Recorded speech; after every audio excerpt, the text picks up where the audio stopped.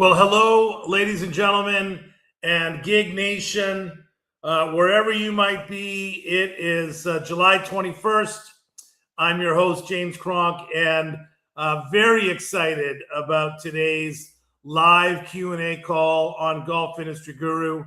I was just in Australia a few weeks ago where I got a chance to play golf and hang out and listen to and learn from the amazing Ray Cronin, who is the founder and chief innovator of Club Benchmarking, 17 years plus in the business, over 1,400 clubs worldwide that they work with.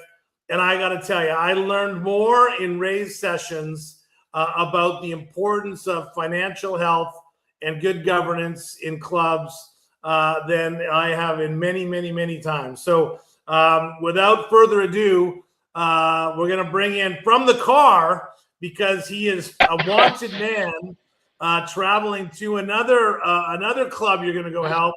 Ray, welcome to the Q&A call on Gig. Thank you so much. It's great to see you, at least virtually.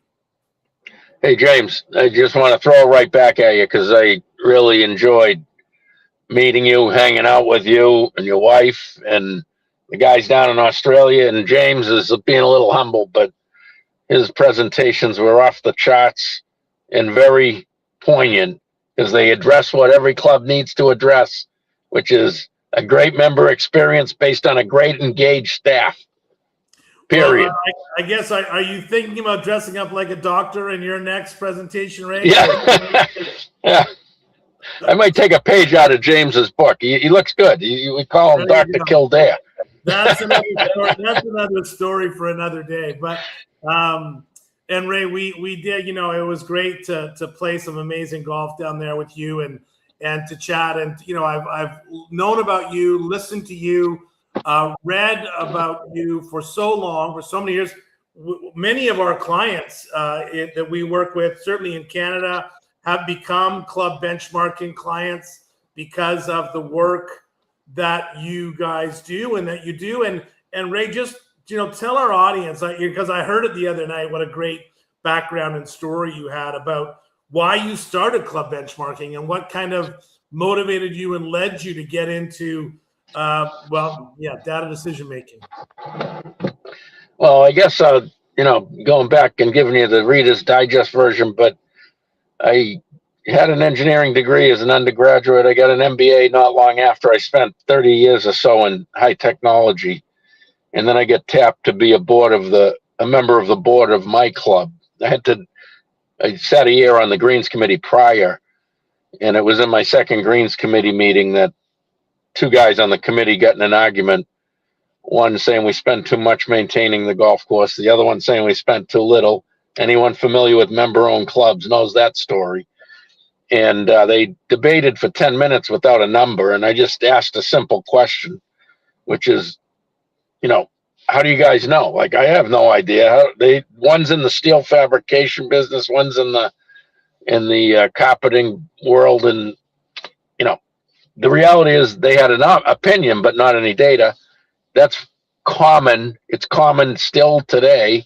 That was about 20 years ago. And I just thought if we had data, if we had real financial data, we put it in an apples to apples framework, you'd be able to answer this question accurately, which obviously, 17 years after starting, we could explain, not because we're smarter or better, just because we've amassed a whole bunch of data, but we can explain, whether we're overspending or underspending at my club. And I know from the analysis that we spend more than the norm maintaining our golf course. There's clubs that spend less, there's clubs that spend more.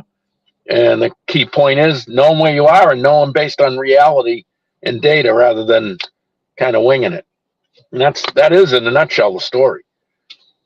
And tell our listeners now that might not be familiar. I don't know how they couldn't be familiar, but as you know, Ray, we've got clubs and people listening from all over really the world. And tell a little bit about where Club Benchmarking is at now, as 17 years later. The volume of clubs, the data that you're collecting. Once it was one of the things I thought was fascinating when you were in Australia was when you were comparing the club data that you have in Australia, how similar that was to club data that you had in other parts of the world. But just share a little bit more about the volume of information.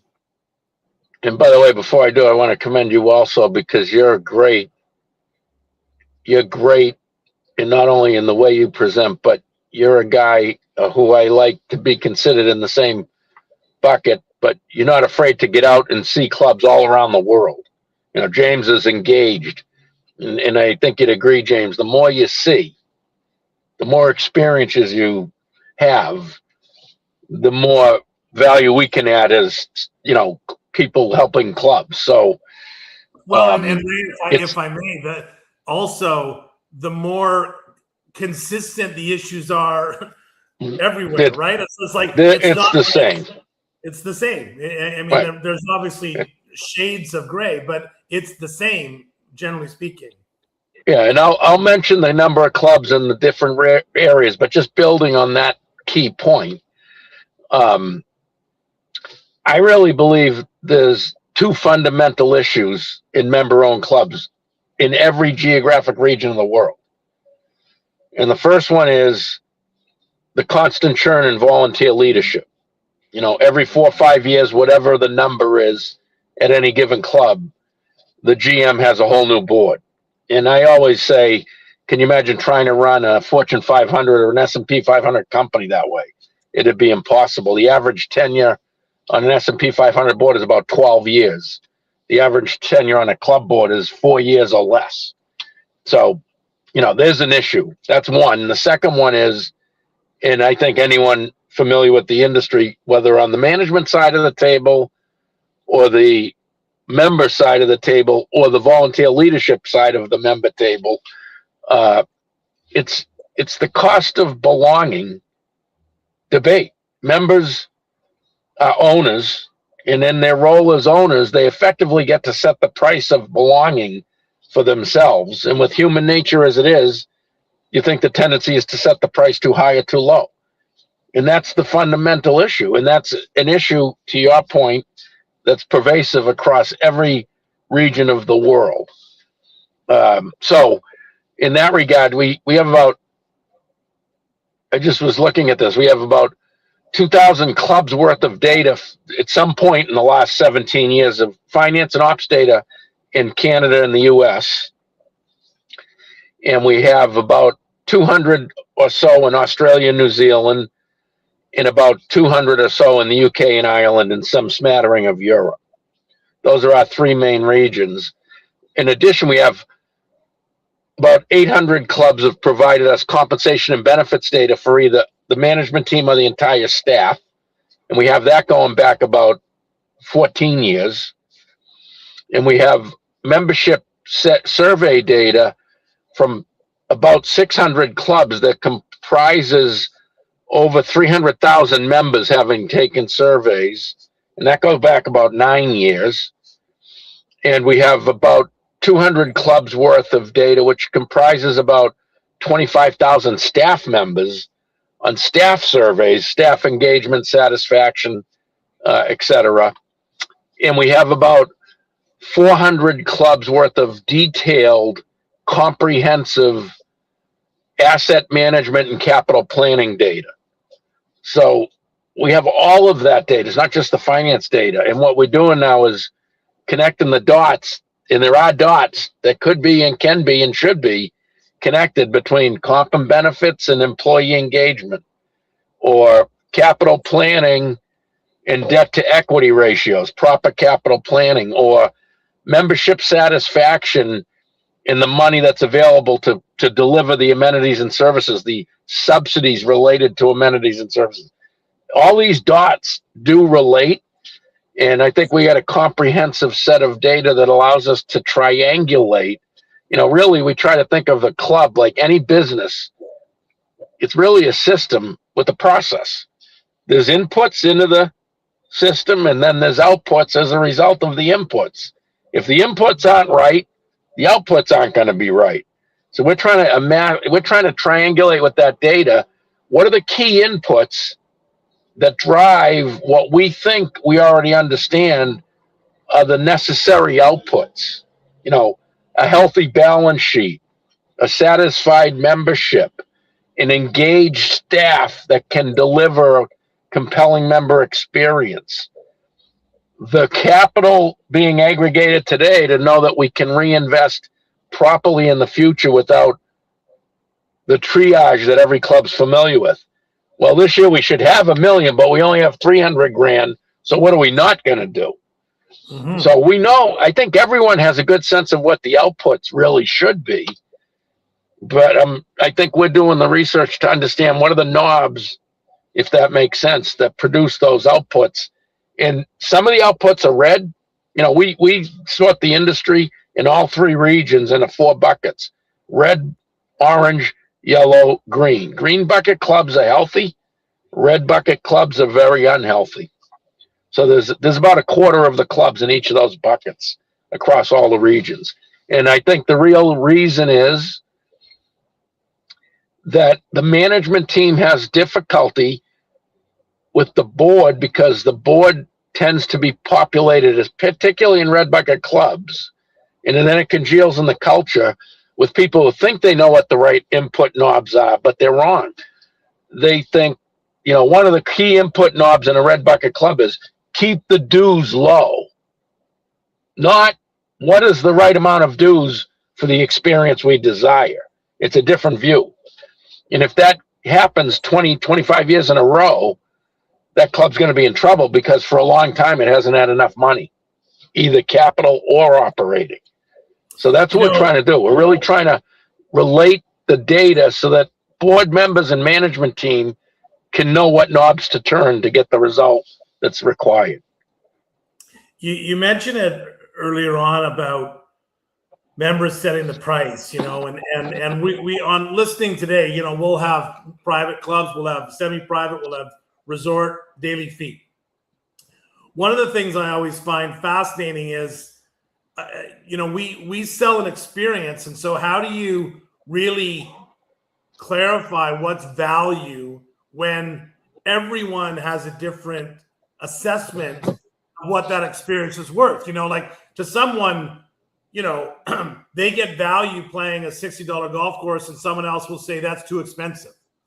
To someone else, they'll get value paying $900 to play Pebble Beach, and someone else, many people else, would say that's too expensive. So yep. How you know, one of the challenges I feel like we have, the greatest challenge is you have all that data, you have that information, you have the red bucket clubs and the green bucket clubs, but we do know that those clubs that are in trouble, generally speaking, like you said, believe that they want the lowest price for themselves and that is somehow going to give them the most value. But that's not what ultimately creates a long-term viable, successful business. 100%. So, you know, just using the resort versus the member-owned club maybe is a way to decipher it. If you go to a resort where the greens fee is $10 versus a resort where the greens fee is $1,000, the price is very different.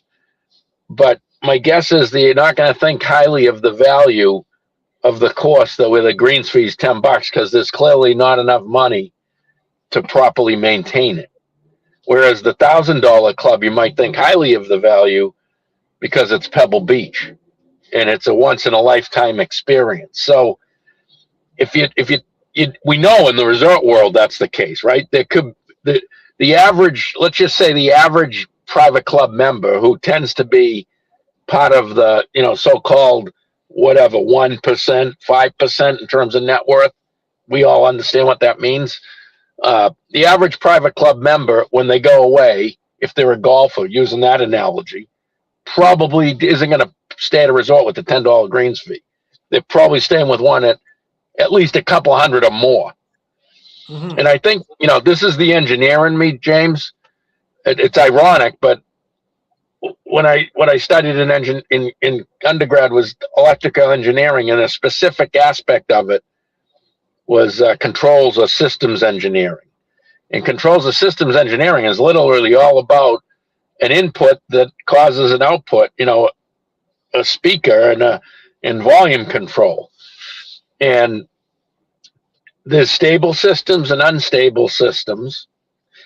And so it becomes an optimization problem. You could use anything, any process, like let's just use weight as an analogy. The ideal healthy human doesn't weigh too much and doesn't weigh too little. There's bad on both ends of the spectrum. Mm-hmm. So what you're trying to do is optimize the right weight for your frame. And so every club, we know this, by the way, what I'm saying right now is not conjecture. It's statistical analysis. But what we know is, just using now back to member-owned clubs, the dues revenue a club requires can be calculated, literally statistically, from two input metrics. One is the scale of the campus as measured by the plant and equipment, the depreciating assets on the balance sheet, and the other one is the total dollars of amenity subsidy. If you have those two metrics with about an 82% confidence factor, you could calculate what the dues revenue of the club needs to be. Big campus, lots of subsidized amenities, needs lots of dues revenue. Yeah. Small campus, less subsidized amenities, needs less dues revenue. So ultimately, this whole game, it's not a game, this whole business, in my view, and this is where we're putting a lot of our research efforts right now, and there are mathematical techniques to do this, is to optimize the cost of belonging for the footprint of the club. There's literally an optimal point. If you go too high, the initiation fee might drop because it's too expensive. If you go too low, the initiation fee will drop because the club doesn't have a compelling experience because it doesn't have enough money. So there's mathematical techniques where you can literally optimize the cost of belonging for your given, for the club, the given club, not a generic club. If that makes sense. Does that make sense? Yeah, no, it totally makes sense. And I guess what I find fascinating, and I repeat this ad nauseum, which is that if you didn't have a waiting list and your members were unhappy and you didn't have any capital money before COVID, and now you have a waiting list and you've put some money in the piggy bank, but you haven't done anything different as far as your experience, your service, your sales, your amenities, if you were broken before COVID, you're still broken. So now, I guess, Ray, and you talked about this a little bit in your presentation about the financial issues facing clubs, right? So you've got some clubs, certainly private and semi-private clubs, and even daily fee clubs that are now building up the piggy bank, or their revenues have gone up by 20%, let's say, or 15%, or somehow their waiting lists have got significance, so their entrance fees, so they put money in. Now they're spending $1 million on this, that, and the other thing. But in your experience, looking at the long term, because we all know golf has always gone in cycles. It's always gone in cycles. There's no reason to think it's not at some point going to have some kind of a cycle. And we're seeing that right now a little bit. But what do you think are the biggest financial issues kind of facing most clubs today? Is it the dues? Is it the entrance fees? Is it the capital? Is it the cost of doing business? Labor's going up, lettuce is going up, et cetera, et cetera. But what do you think are the pain points? Yep, it's a great question. And when you say most clubs, I'd say the number one issue at most clubs, red, orange, and yellow, which is 3/4 of the industry, is capital. It's got to do with assuring that we have the capital coming in today to meet the needs for tomorrow. That is the primary issue. Now, in red bucket clubs, go ahead. Well, I was just going to say, and of course, one of the problems, one of the reasons why that's the case, just to put the nail on the head, is that people are naturally inclined to take care of themselves. So why do I want to put money away for a member that I don't even know and I'm not going to be playing here. So, when we talk about renovating the irrigation system, the reason why that doesn't pass is because the members today don't want to lose access to holes number 15 to 17 for 6 months because they only got a couple years left of playing golf. So when your governance model, right, makes the approval process fundamentally by the users, you're not going to make good decisions about putting money away for a roof that's going to be replaced 10 years from now. That why am I paying for that? This is what Stratas and everybody else deals with all the time. Sorry, just to interrupt, but just to I completely agree. And then, just building on your point, a fair number of clubs, I'm going to say at least a third, but somewhere between a third and 40% have these thresholds of 2/3 or a supermajority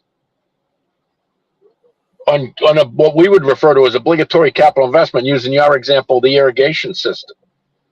So it doesn't take a lot of naysayers to just vote it down, even though it's clearly necessary. And this is where clubs can get themselves in trouble. Now, to your earlier point, and this is what you did, and I want to keep pumping James's tires, honestly, because he's fabulous. But, James did a lot of great presentations when we're in Australia. One of them is related to how you lead organizations, and, in the member-owned club, the board, as well as the management team, particularly the GM, as you know, and James is not a fearful soul. He gets it. It takes some, let's say, intestinal fortitude to convince our fellow members / owners, to your point, that we're stewards. We're not customers.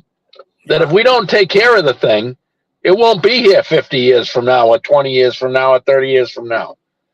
I was just studying some data from the National Golf Foundation, which is the repository of a lot of golf survey data, broad golfers, 24 million type golfers. And two things are clear.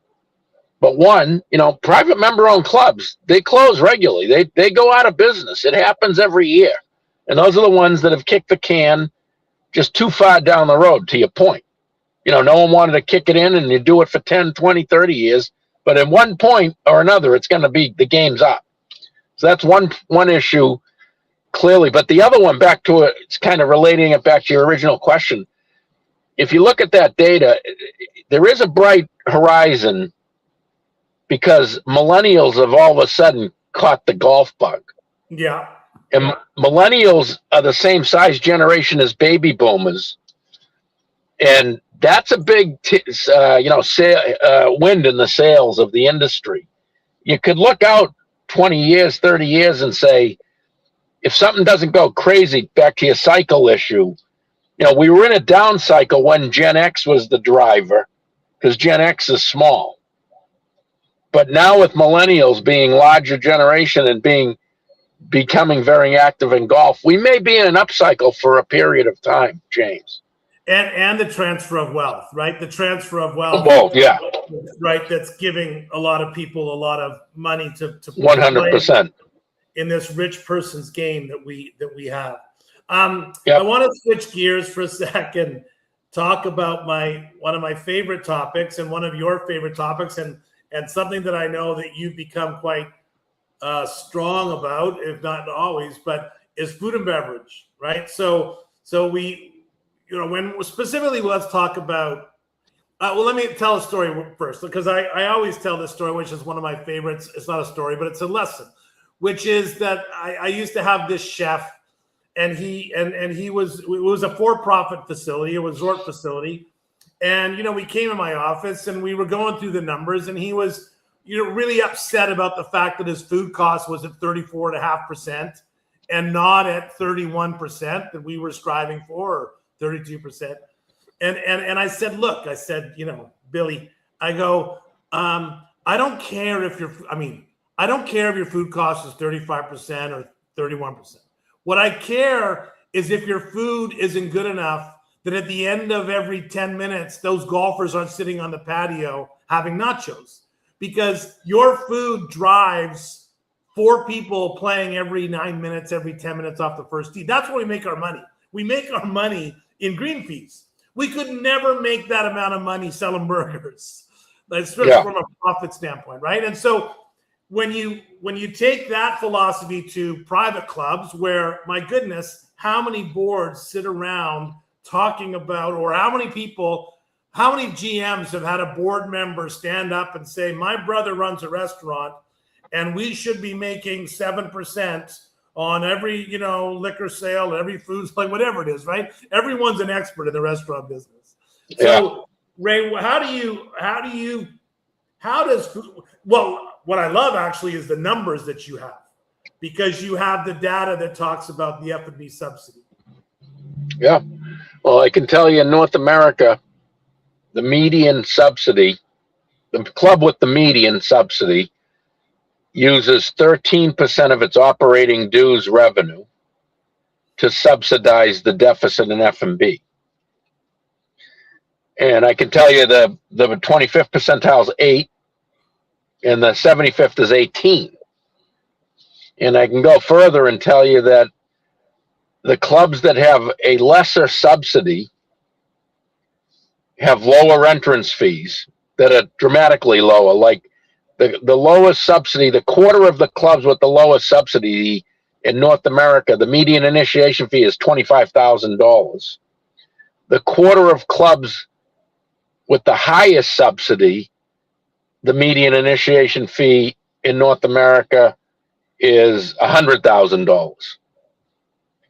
So, the biggest, to your point, and I know you wanted to peel the onion, which is great, it's complete misunderstanding. When we go into clubs where there's a board or a person on the board or finance committee or house committee who's what I call a food and beverage hawk, they see everything through that lens. That loss is like a personal affront to them, because they've come to a conclusion, which is incorrect, that loss is indicative of something wrong. They're trained, as we all were, that if you look at a department P&L or a product line P&L, you should see black ink at the bottom. But that's not completely the case in business. The old razor blade story. We give the razors away to get the blade revenue. Gillette does not make the same margins on their razors as they do on their blades. It's one of the oldest business models in the book, is what's called the loss leader business model. Cruise ships. You go on a cruise ship, you pay for the room, but you get the food effectively for free. All-inclusive resorts like Sandals or the old Club Meds. You pay a fee to stay for a week, but you get the food for free. So if you did a P&L in these other businesses, raises, cruise ships, all-inclusive resorts, if you did their food and beverage P&L, it would look horrible. But that's the way we attract the people that come. So it isn't a foreign business model. It happens in a lot of industries. We just don't have the right context.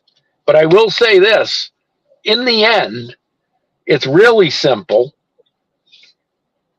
The subsidy of F&B, if we said every member is going to pay for the cost of goods they consume, the food and the beverage, but that the labor, which is the main expense in F&B, we're going to split it equally amongst the members, just like we split the golf course labor, maintain the golf course, equally through dues amongst the members. If we did the same thing in F&B, we'd have a great deficit, but all the members would share equally in the cost of the staff. But when we try to have a profit in F&B, we're doing that on margin on revenue. And that means that the heavier users are disproportionately subsidizing that labor through their usage, so that the less users, meaning the members who aren't as engaged, get the benefit. And the members who are most engaged pay a bigger bill. That's the reality of food and beverage. It's actually more an indicator of the choice as to how we cover the costs of F&B. And if we did it like golf, just back to that point, the median club subsidizes F&B with 13% of their dues. Well, the median club subsidizes golf with 33% of their dues.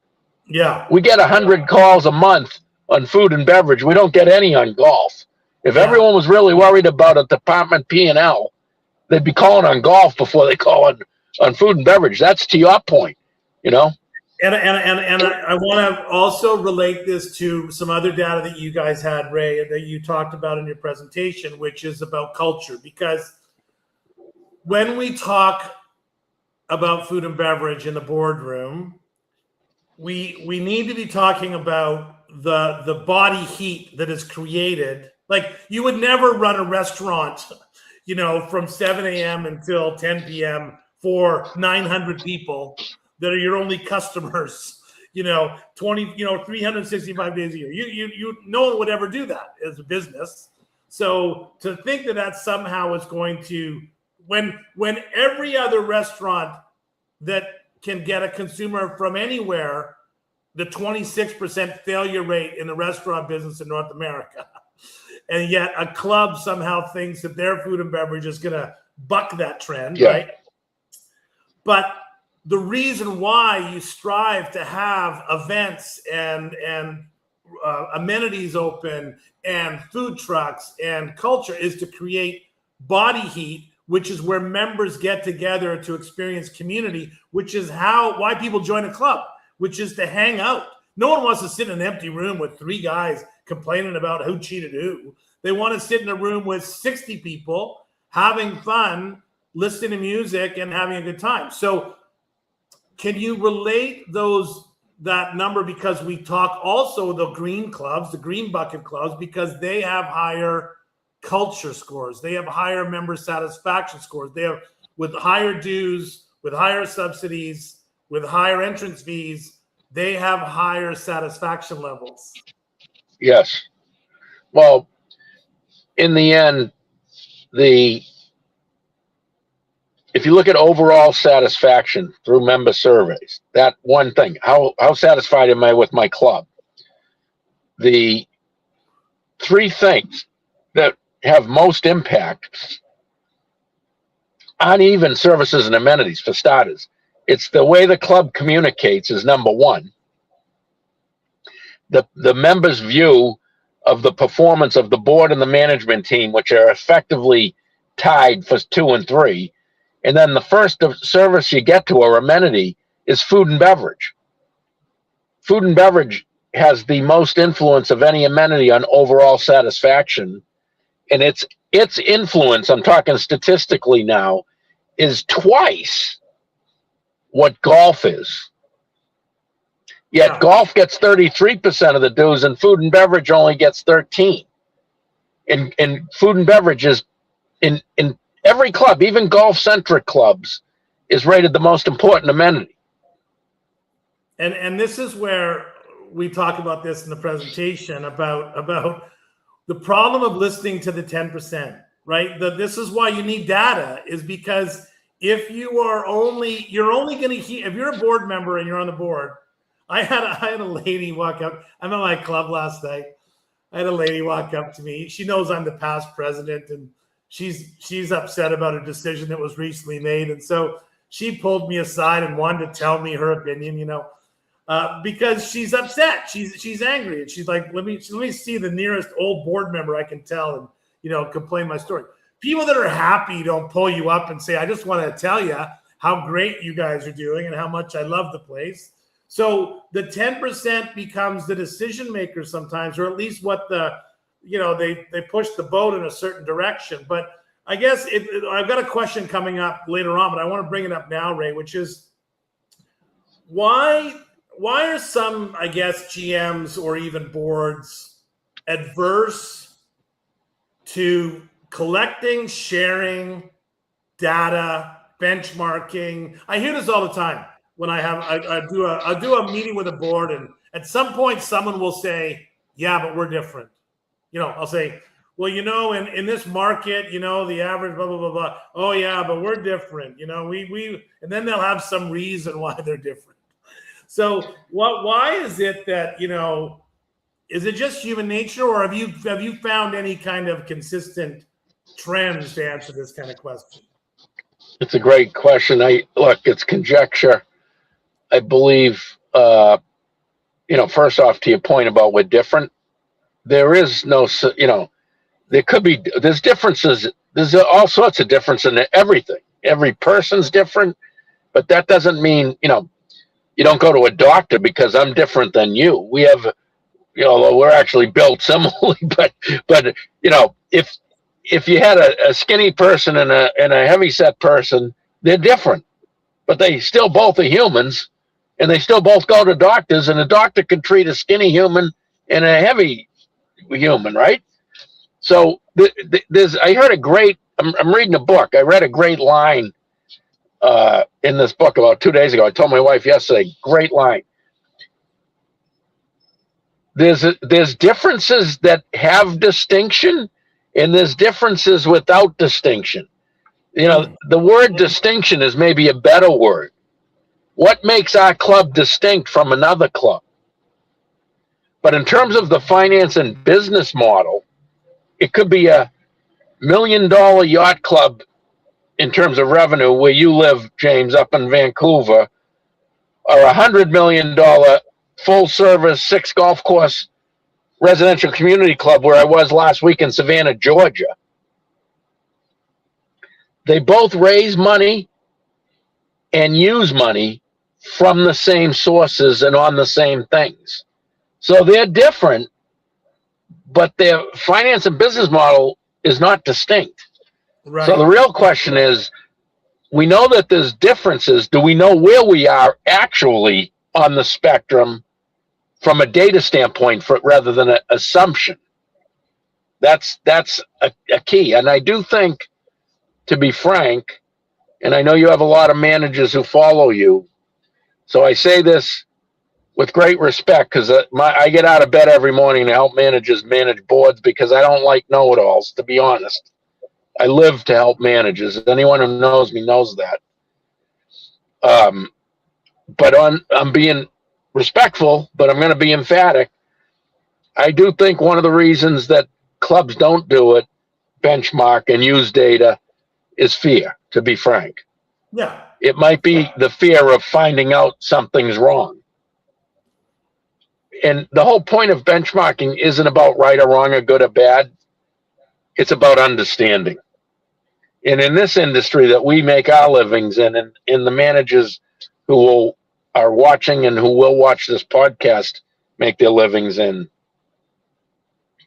we need to have the context of complete mastery back to the inputs and outputs. We need to know what knobs are the critical knobs to turn the right way, to educate the volunteer leaders so that we make the right decisions. Because when we have either food and beverage hawks or what I'll call cost hawks, who think their role is to manage the management team to cut expenses, they're the ones who goof clubs up.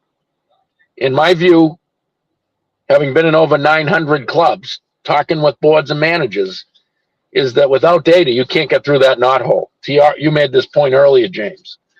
I don't think a manager can persuade that he or she could persuade those naysayers using their personality.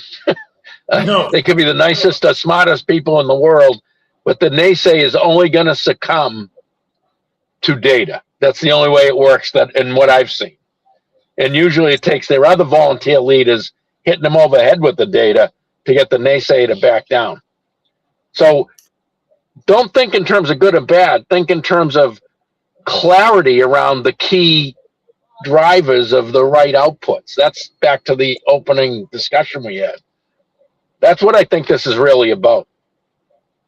Yeah, and I think that I know the managers that, for me, have embraced data and benchmarking and club benchmarking have never regretted the ability to have honest, transparent, clear, more educated conversations with the board about issues. If by chance, in their market, their number is X plus 20%. Well, there's reasons why they're 20% over the average, hypothetically. And at least they're now having a real conversation about why, as opposed to opinions, boards making up their own ideas. And that gets to one of my questions, Ray, because you do one of the things that I think, you've never managed a club. You've been president of a club. You've been on boards of clubs. You work with clubs. You work, as you said, you support GMs. But when you go to these board meetings and whether there's a GM in the room or not, what do you think boards misunderstand the most about managing clubs? Like what do you think are some of the what can a manager do to better manage their board and maybe some of the misunderstandings that a board might have? Yeah, well, great question. I think this goes back, you'd mentioned governance at the outset. This goes back to governance. And I want to make something clear. First off, I think it's about 50-50. I think about half the board members on average add value. They do the right things. They have the right demeanor. They have the right context. They tend to be the more open-minded, objective, curious people. So I'm not really talking about them when I answer this question. I'm talking about the other half who tend to be closed-minded, tend to think they know the answer before the question's even asked, and want to imprint whatever supreme knowledge they believe they have about business onto the club rather than learning what a club's all about. So, it really goes back to that point of the cost of belonging. That half of the board members, roughly, lean into cutting expenses and keeping dues from raising and don't think in terms of the member experience being the core that drives success in a club. Any club that has a ill-funded, weakly funded member experience and isn't offering a real compelling is a club that's in trouble. And, I've found in my travels that the folks that tend to be naysayers on boards will come up with 43 excuses as to why the club's in trouble. And none of them have to do with how much we spend to deliver member experience, which is the primary issue.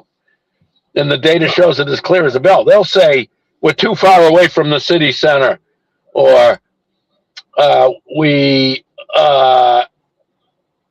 on the wrong side of the tracks, or our town, isn't filled with wealthy people.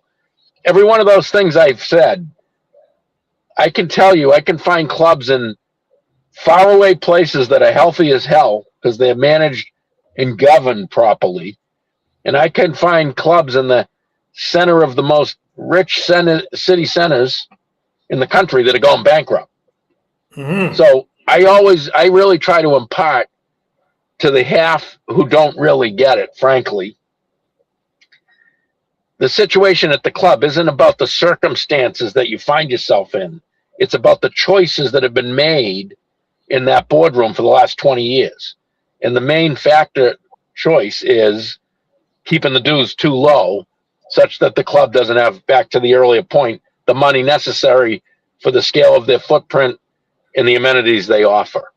And ultimately, back to the manager and what they can do about that. In my view of the world, that's really a governance issue. It's a nominating committee failure. I really, really believe one of the biggest weaknesses in the industry is this belief that we need subject matter experts on a board. We need a lawyer. We need a food and beverage or a restaurateur. We need a construction person. We need a CPA. I don't think we need subject matter experts on the board. I think that's what things get scary because they're all in conflict. They can't be a subject matter expert and be objective. They should be on the board as a neutral observer. And so what we really want on the board are people who are open-minded, who don't have to be an autocrat because it's a democratic environment, who have broad business knowledge and are well-read, and I use that term loosely, but they have life experience that gives them a broad view, which is probably what makes them open-minded. And the really important point is they're objective. They don't have to know everything. I think about this all the time. I was looking at birds yesterday. I was thinking about this in preparation for a meeting I'm doing tonight. Think of the things you can get a PhD in. You get a PhD in accounting. You can get a PhD in finance. You get a PhD in hospitality. You can get a PhD studying birds, studying worms, studying fish. Any subject, pick any subject at all. It's a very deep subject to be an expert. Board members don't need to be experts in clubs. The management team as a whole needs to be experts in clubs. And the board members are there to support those management team experts in their endeavors to make sure that the membership of the club is being properly satisfied.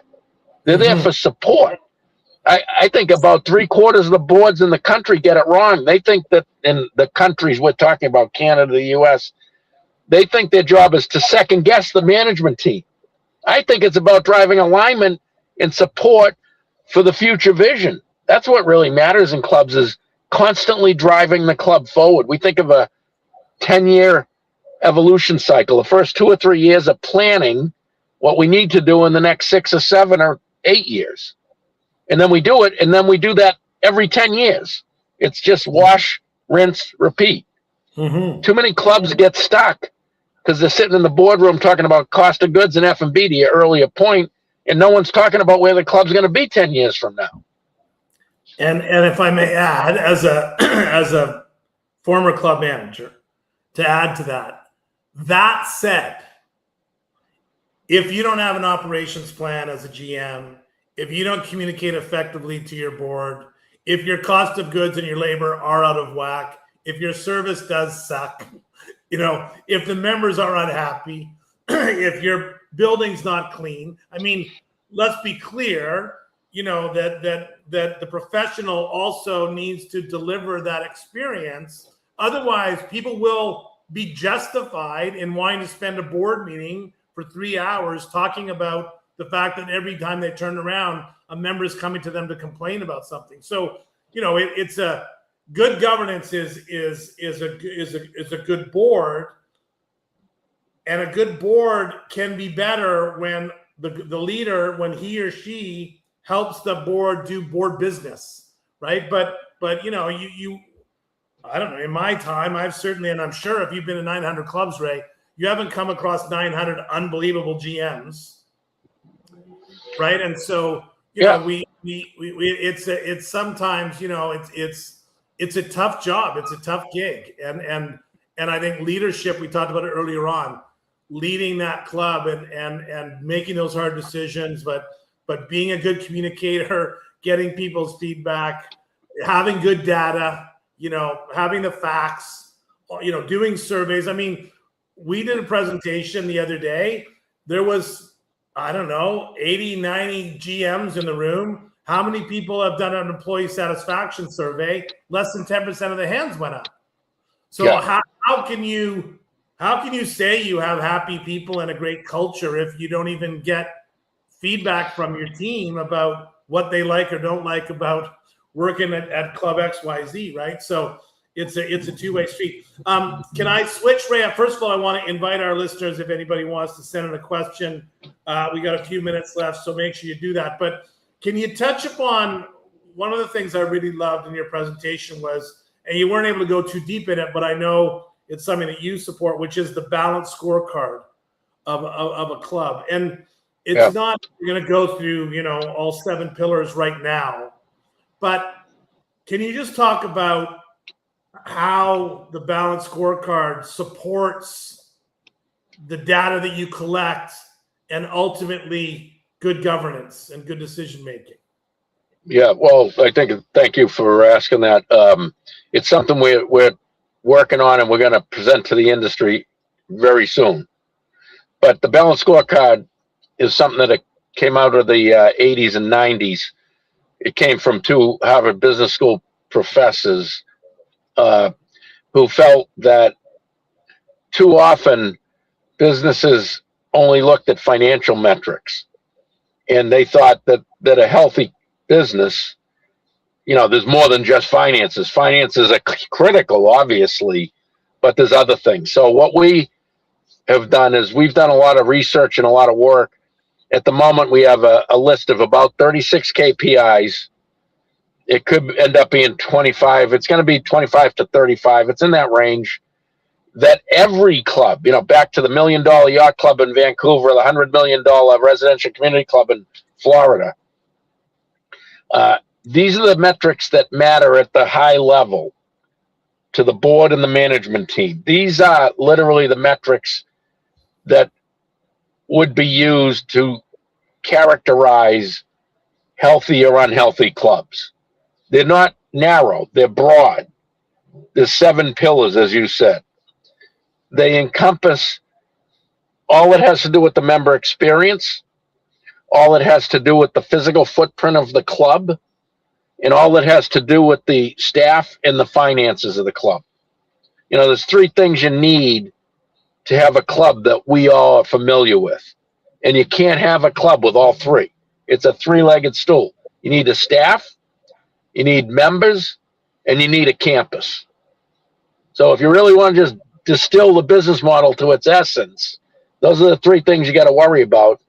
And these 35 or 6 metrics characterize in a quantitative manner those 3 legs. That's what we're trying to do. And my belief would be, and we'll see, we've done a lot of work with clubs. We know we can change the dialogue in clubs because we have clubs telling us we've done that. So if we could help the industry get its arms around, because it is a fragmented cottage industry, the metrics that matter to every club, and then we all the GMs, all the department heads, work with all the consultants. I don't give a shit if it's us or someone else doing this work. I just want to help the industry. But if we could all settle on those metrics, comprehensive, then we can change the dialogue in the boardroom. Mm-hmm. Some of those metrics are inputs. Some of those metrics are outputs. Mm-hmm. Mm-hmm. Then we'll be able to understand what the system is about, and we'll change the dialogue over time. When you go into a club, and I'll give you maybe 3 minutes on this one. When you go into a club, what's the process that you take a GM through? Like if a GM calls you up and says, "Hey, Ray, I want club benchmarking to come and help my club and help my board." Is there a typical kind of process that you would take a club through? Yeah. There's a report we've been doing since about 2015. We do it free of charge as an industry service. And I mean that from the bottom of my heart. We've never charged for one. And I don't care where the club is. The club could be in the middle of nowhere. If you can give us the data, we'll send the report back to you. It's called the Net Worth Balance Sheet Benchmark.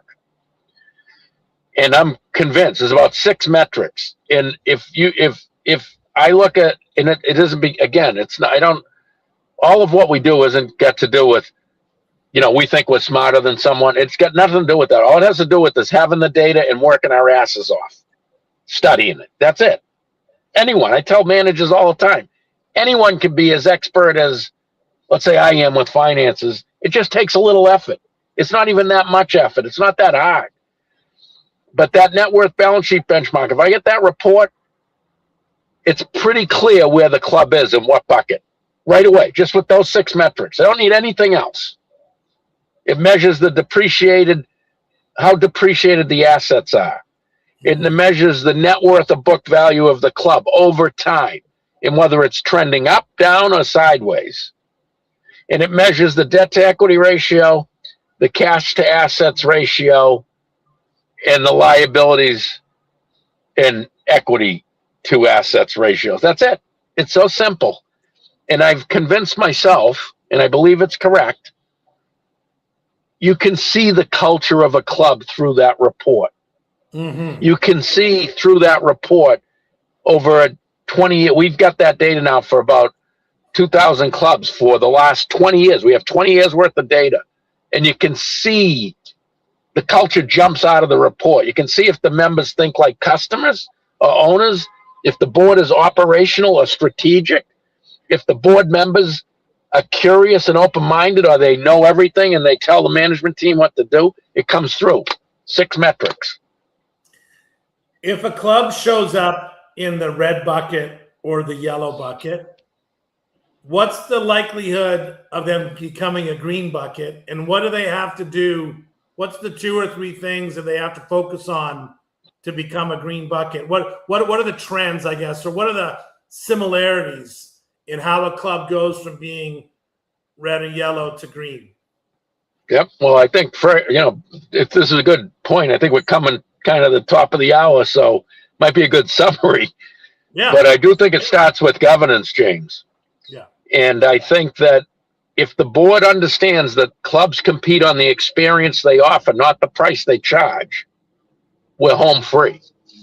And then once we understand that, even if it's a red bucket club, the things that it's not a long list. I'm not going to say it's easy, but the list of things we have to do isn't that tough. We have to make sure our assets are fresh and up to date, and we offer an experience with that campus that's compelling enough to have enough members, and that we're charging them the right amount.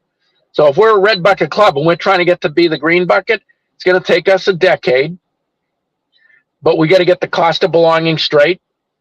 We got to get the assets in fresh and up to date shape, and we got to make sure we have enough members to properly support that campus and that experience. That's it.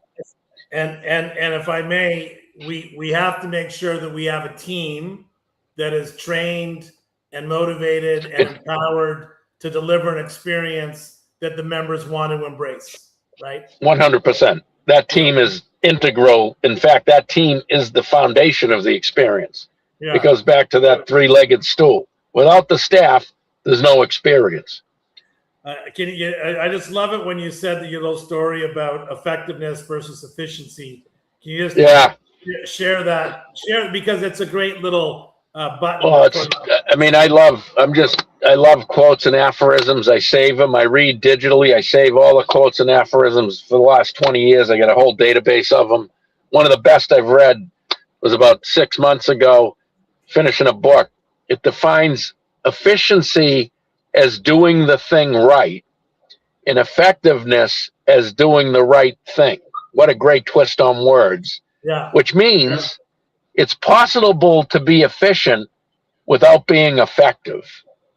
And if a board member thinks efficiency means no loss in the department, which is incorrect, we might do that, but we won't be effective as a club, because it's the loss in the department that is the loss leader business model that drives the compelling member experience and the demand. So and as you say, I'd rather be effective than efficient. and as you say, when someone comes to the membership director to hand over their initiation fee check, right? They don't stop before they hand them a check and say, "Oh, before I give you this, how efficient is your club?" Right? Yeah. Right. But 8 years later, when they're on the board, that's their first question. Exactly. Nobody ever joined a club because it's efficient. Right. Ray, how can our listeners get in touch with you and Club Benchmarking? On our website, we got our team. Everyone's got their email address there and our phone, and so we're happy to take calls. We try to be benevolent. We try to build our business by being a good neighbor. So we do a lot of things that are free if clubs want to dip their toe in the water first.